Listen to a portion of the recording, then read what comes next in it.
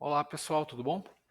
Então hoje eu vou mostrar para vocês como fazer análise, né, de questões aonde, por exemplo, né, a gente fez um questionário lá se a pessoa teve ou não teve Covid, e aí dentro, para quem teve, né, quais sintomas ela tinha. Então isso é muito utilizado quando a gente trabalha com dados de prontuários, né?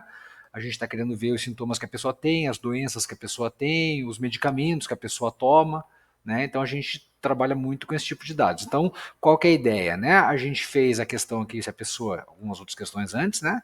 Daí a questão se tinha ou não tinha Covid, e aí para quem tinha os sintomas que apresentava. Então, só lembrando, né, como que a gente monta o questionário para isso, né? Então a gente fez a questão lá se tinha ou não tinha Covid, né? Aí fez, obviamente, aqui aquele pulo, né? Com uma nova sessão. E aí, para quem tinha, então, eles caíram nessa sessão. Nessas questões onde a pessoa pode ter vários sintomas, por exemplo, é mais interessante montar dessa forma. Então a gente monta como grade de escolha, né, de múltipla escolha, coloca aqui todos os sintomas, que a gente quer ver se tem ou não tem, e aí em coluna coloca sim ou não. Né? Dessa forma, quando a pessoa for responder, vai aparecer assim. Cada uma ela vai marcar aqui, né, sim ou não, na hora que ela for responder o questionário. Tá? Fazendo isso, o que acontece? O nosso banco de dados cria uma coluna para cada sintoma. Tá? Então, o primeiro aqui é com relação à febre, depois vem tosse, assim por diante, na ordem que a gente colocou lá. E aí a pessoa que teve Covid respondeu, marcou sim ou não.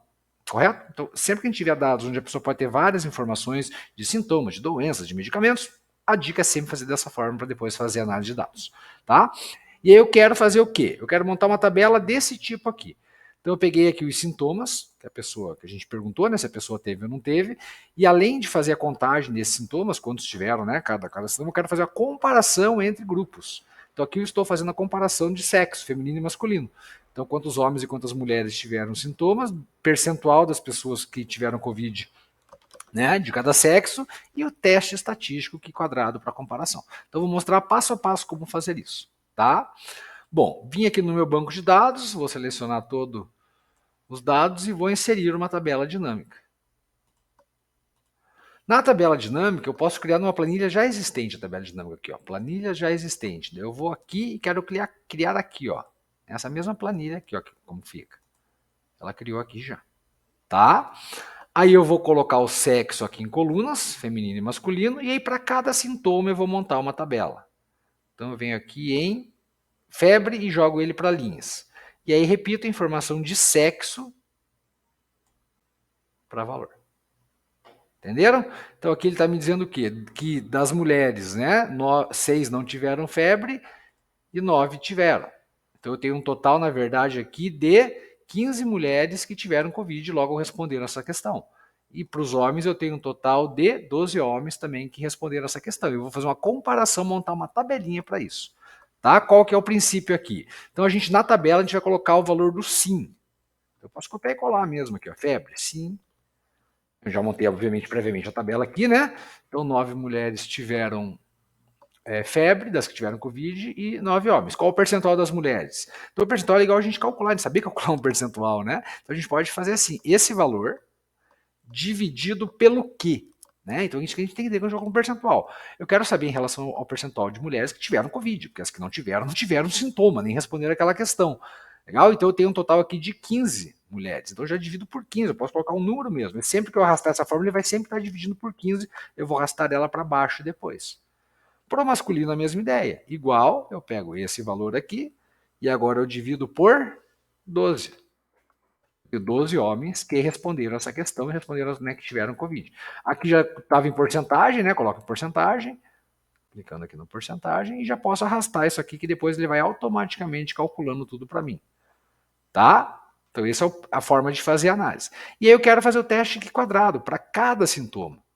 Como que a gente vai fazer isso? A gente vai comparar o sim e o não entre os dois sexos. Então, desses dados aqui, eu vou jogar eles aqui no cantinho, e com essa tabela eu vou montar o teste Q quadrado. Vou fazer aqui a fórmula para criar o Q quadrado no Excel mesmo. Então, lembrando, a gente vê aí somas aqui, né? Então, eu somo tudo automático, tá? Para ele fazer depois automático, somo as linhas, venho aqui, autossoma, soma as colunas, e eu tenho todas as somas aqui. A hora que tiver a outra informação aqui do lado, o que eu vou fazer? Eu vou pegar esses dados, só copiar aqui nessa parte que eu vou pintar aqui de amarelo. e automaticamente ele vai calcular isso, e aqui embaixo eu calculo os valores esperados, que a gente já viu também. Então, para o primeiro valor seria total da coluna vezes total da linha, dividido pelo total geral. Para o próximo, total da coluna vezes total da linha, dividido pelo total geral. Aqui está dando número inteiro, isso é uma coincidência, tá? Normalmente isso não dá número inteiro, como a gente também já tinha visto. Agora mudou aqui que eu estou na primeira coluna e segunda linha. Então multiplico, divido pelo total geral. E o último a mesma coisa. Então, de novo, o fato de ter dado inteiro aqui é uma coincidência, tá? Se eu fizer aquela conferência das somas, né, elas vão ter que bater sempre. Elas estão todas conferindo.